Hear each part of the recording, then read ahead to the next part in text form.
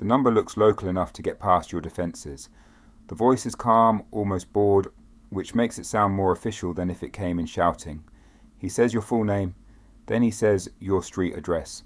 Not just the city, not just the zip code, the full address, like he is reading from a screen that was never supposed to be public. Then he tells you that you missed a jury duty related appearance and that the matter is now moving toward a warrant issue unless it is resolved immediately. That is the moment fear changes shape. At first you think the trick is the threat, but the real danger is the tone. He does not sound like a criminal trying to scare you. He sounds like a person inside a system who assumes procedure is already on his side. That is why the call hits so hard. The panic is not that it sounds fake. The panic is that it sounds bureaucratic. He tells you not to hang up while the issue is reviewed. That alone is enough to hijack your judgment, because panic in real life rarely looks loud. Panic often looks like compliance. You sit down, you stop moving, you start replaying your own life back to yourself. Did a letter go to an old apartment? Did you miss an email? Did you forget a deferral? Did some ordinary administrative mistake just become something larger while you were busy doing normal things? The caller never rushes the first minute. That is part of why the first minute works. He gives you just enough space for your own mind to become a co-author of the lie. Then he makes the problem sound procedural instead of emotional. He says there is still a path to prevent escalation. He says he is trying to help you close the matter before it moves to another department. That phrase matters. Another department. It creates invisible hallways in your head. You start imagining forms moving across desks, screens changing colour, and someone somewhere deciding whether your problem is still fixable. Once you imagine the machinery, you become afraid of making it move. This kind of scam works because modern life already trained people to fear administrative error. Everyone is used to verification text, fraud flags, identity checks, billing notices, missed appointments, and systems that speak as if one wrong click can become a real-world penalty. So when an imposter borrows the language of procedure, he is not inventing a new fear. He is borrowing an old one. Recent scam reports on Reddit and official warnings follow the same pattern again and again. The caller claims to be linked to a sheriff's office, a county clerk, a court unit, or another official-sounding branch of local government. The story is framed as a missed jury duty issue, a failure to respond, or a final chance to stop legal escalation. The target is told to stay on the line and treat the situation as urgent but still fixable. That combination is powerful. Pure panic can break a scam because pure panic makes people call someone else. But urgent and fixable keeps people inside the tunnel. It gives them a job. Stay calm, follow directions, resolve the issue. The scam turns fear into a task list. This is the part people misunderstand. They assume that if the caller knows personal details, he must be close to some protected courthouse or police database. Usually the reality is less cinematic and more disturbing.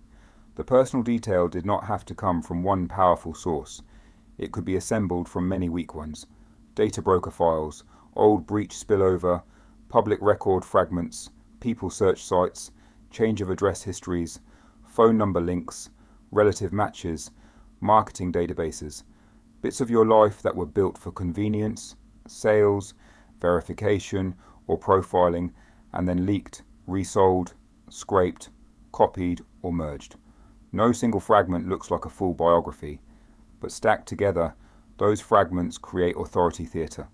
The caller does not need your whole life, he only needs enough detail to sound like the sort of institution that should have your whole life. That is the trick. You are not hearing proof of omniscience, you are hearing proof of aggregation. A prior address, a local court name, a familiar area code, a relative, a middle initial, the right county, the tone of someone reading from a screen. All of it says the same thing without saying it directly. We know enough about you that arguing feels risky, and for a few minutes that can be enough.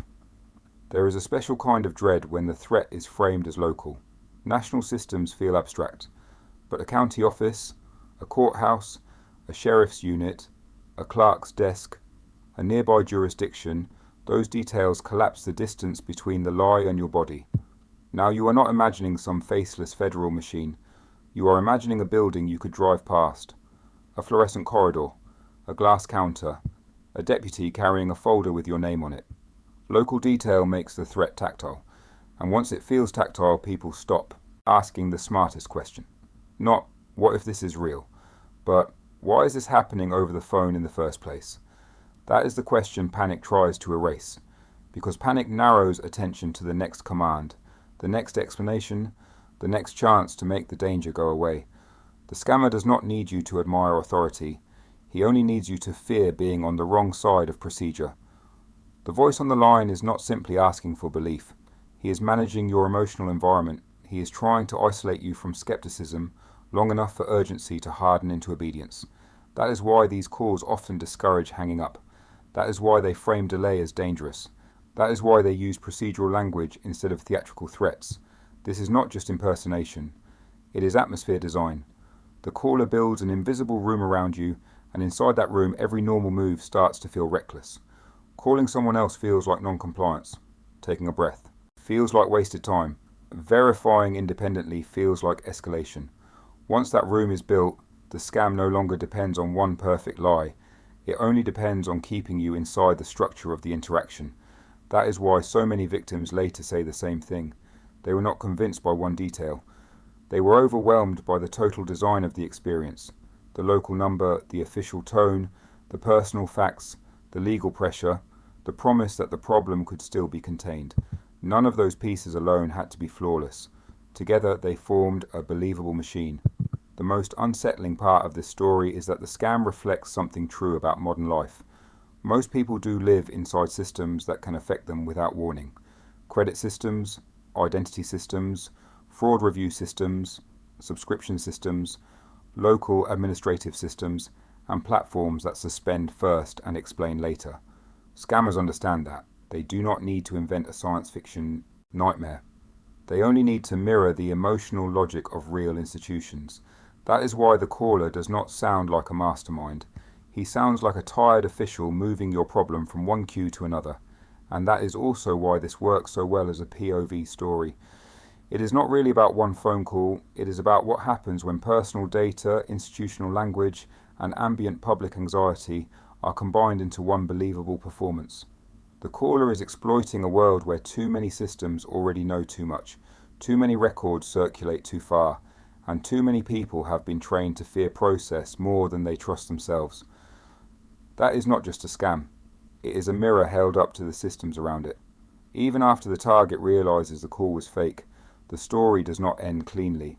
The money loss matters, if there was one, but the deeper damage is often cognitive. Every unknown number feels heavier. Every official notice feels slightly contaminated. Every local agency becomes harder to trust because an imposter already wore the costume convincingly. People start thinking about their address differently, their phone number differently, even their own name differently, as if identity itself has become a piece of infrastructure strangers can route through systems they never agreed to join. Modern fraud often succeeds not by defeating trust all at once, but by exhausting it. Eventually, people become unsure which warnings matter, which institutions are real, and which voices deserve immediate attention. That uncertainty becomes fertile ground for the next manipulation. So the terrifying part of the sheriff call is not just the fake badge energy or the legal threat.